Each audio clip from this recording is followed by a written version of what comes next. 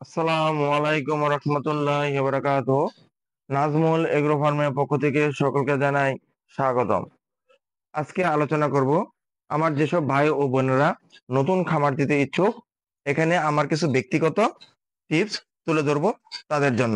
নতুন খামার দিতে গেলে সবার আগে আমাদের যে জিনিসটা প্রয়োজন, এক নম্বর হচ্ছে লক্ষ্য ও মানসিকতা।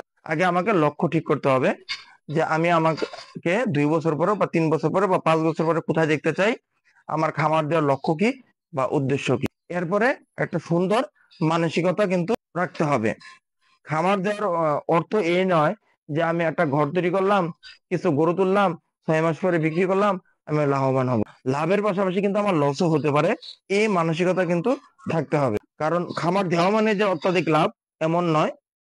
তো এই মানসিকতা খামার শুরু করার আগে আমাদের থাকতে হবে। কারণ আপনি একটা ঘর তৈরি করে ফেললেন, একটা স্থায়ী সম্পদ, একটা শেড তৈরি করলেন 4 লাখ 5 লাখ টাকা দিয়ে, খামার দিলেন 6 মাস 7 মাস 8 মাস, গরু পালন করলেন, আপনার আর ভালো লাগছে না, ধৈর্য নাই, আপনার মন মানসিকতা নষ্ট হয়ে গেছে, আপনি খামার বন্ধ করে দিলেন। কিন্তু এই যে আপনার 4 লাখ 5 লাখ টাকা দিয়ে একটা ঘর তৈরি করলেন, এটা কিন্তু নষ্ট হয়ে গেল, এটা কিন্তু পড়ে থাকলো, এই 5 লাখ টাকা কিন্তু আপনার লস। এখান থেকে কিন্তু আপনার 2 পয়সা লাভ করতে পারবেন না। এরপরে আছে ব্যয় করার সামর্থ্য। আপনাকে একটি খামারে ব্যয় করার সামর্থ্য থাকতে হবে। আমাদের অনেকের খামার করার মতো পুঁজি আছে, 5 লাখ 10 লাখ 8 লাখ টাকা নিয়ে পুঁজি নিয়ে খামার দিয়ে দেই। এরপরে গরু তুলি, 2 মাস 3 মাস যাওয়ার পরে আমাদের আর এই খামারের খরচ যোগানোর মতো অর্থ থাকে না। আমরা হিমশিম খেয়ে যাই, হতাশায় ভুগি, গরু বিক্রি করা শুরু করি, গরু বিক্রি করে দিই অর্থের যোগান দেওয়ার জন্য। তো এই ভুলটা আমাদের করা যাবে না। আমাদের খামার শুরু করার আগেই ব্যয় করার সামর্থ্য আছে কিনা ওই দিকে আমার চিন্তা করতে হবে। আমার 2টা গরুর পিছনে ব্যয় করার সামর্থ্য আছে, আমি 2টা গরুই ক্রয় করব প্রথমে। যদি একটা গরুর পিছনে ব্যয় করার সামর্থ্য থাকে, আমি প্রথমে একটা গরুই ক্রয় করব। তো এই বিষয়টা কিন্তু আমাদের আগে চিন্তা করতে হবে। 3 নম্বর যে বিষয়টা আছে, জায়গা বুঝে খামার। আমার এখানে 4টা গরু রাখার জায়গা আছে, আমি ওই অনুযায়ী খামার করব। আমার এখানে 10টা গরু রাখার জায়গা আছে, ওই অনুযায়ী কিন্তু আমি খামার করব। তো জায়গা বুঝে খামার করাটা কিন্তু খুবই গুরুত্বপূর্ণ। প্রশিক্ষণ, একটি সুন্দর প্রশিক্ষণই কিন্তু বদলে দিতে পারে আপনার জীবন। আমি সবসময় বলি, আপনি যে কোনো খামার দেন না কেন, আপনি 3 মাস 2 মাস 6 মাস মেয়াদি প্রশিক্ষণ নিয়ে নেন। কারণ এই প্রশিক্ষণটা কিন্তু আপনার খুবই কাজে দিবে। এখন বিভিন্ন জেলা বা উপজেলা পর্যায়ে কিন্তু প্রশিক্ষণের ব্যবস্থা রয়েছে, এবং বর্তমানে অনলাইন ভিত্তিক কিন্তু অনেক গরুর খামারের প্রশিক্ষণের ব্যবস্থা রয়েছে। আপনার যেটাতে সুবিধা হয় সেখানে কিন্তু একটা প্রশিক্ষণ নিয়ে নিতে পারেন।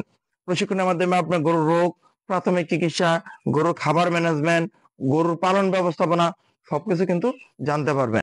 এরপরে আছে গরুর খাবার।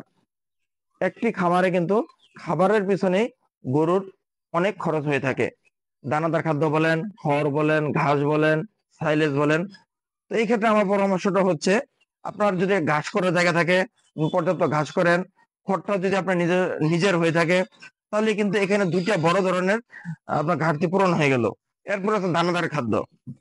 আমরা অনেকে বাজার থেকে রেডি ফিট নিয়ে আসি, 60 টাকার নিচে কোনো ভালো মানের একটা রেডি ফিট নেই। আলহামদুলিল্লাহ, আমি প্রায় আমার খামার শুরু থেকে এখন পর্যন্ত নিজে খাদ্য তৈরি করি এবং গরুকে সরবরাহ করছি।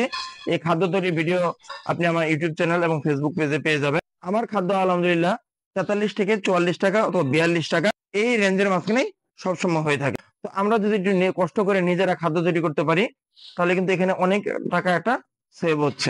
পরেরটা হচ্ছে সফল খামারের সাথে সুসম্পর্ক স্থাপন। আমাদের একজন সফল খামারের সাথে সুসম্পর্ক স্থাপন করতে হবে।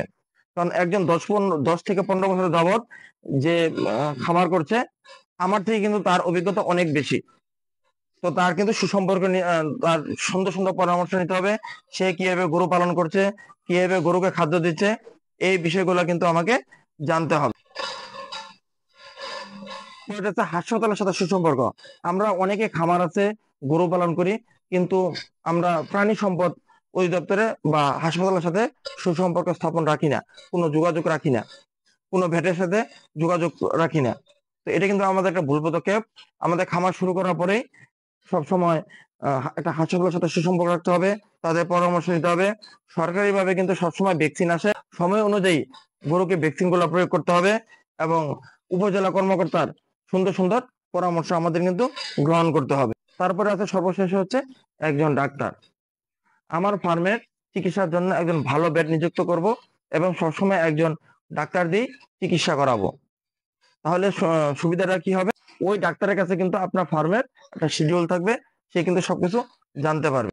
এই ছিল নতুন খামারিদের জন্য নতুন খামার করার একটি সুন্দর বেশ কিছু আমার ব্যক্তিগত টিপস।